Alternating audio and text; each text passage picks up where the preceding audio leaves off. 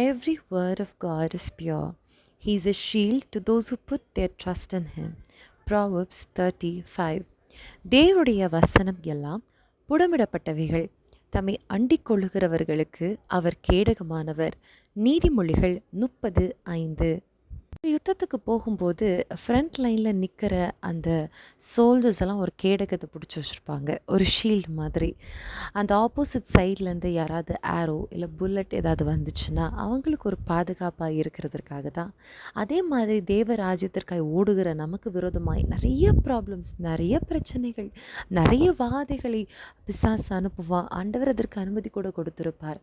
அப்போ எதிரியானவன், சத்துருவானவன் எவனை விழுங்கலாம் என்று வகை தேடிக்கொண்டிருக்கிற இந்த வேளையில் நமக்கு கேடகம் ரொம்ப அவசியம். விசுவாசம் என்கிற கேடகம் ரொம்ப அவசியம்.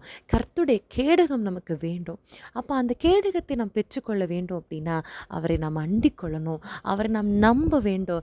என் தேவன் என்னோடு இருக்கிறார், அவர் நான் விசுவாசிக்கிறேன், எனவே என் ஜெபத்தை அதிகப்படுத்துவேன், என்னுடைய வேத வாசிப்பை நான் அதிகப்படுத்துவேன், சபைக்கு போவேன், கர்த்தரை ஆராதிப்பேன் என்று விசுவாச வாழ்க்கை இருக்கும் பொழுது, கர்த்தரை அண்டிக் கொண்டு நாம் இருக்கும் பொழுது அவரே நமக்கு கேடகமாய் நிற்பார். பூமியை படைத்த தேவன் நமக்கு கேடகமாய் நிற்கும் பொழுது எந்த ஒரு ஆயுதமும் நம்மளை தாக்காது, எந்த ஒரு ஆயுதமும் நம்மேல் விழாது என்பதில் எந்த ஒரு சந்தேகமும் இல்லை.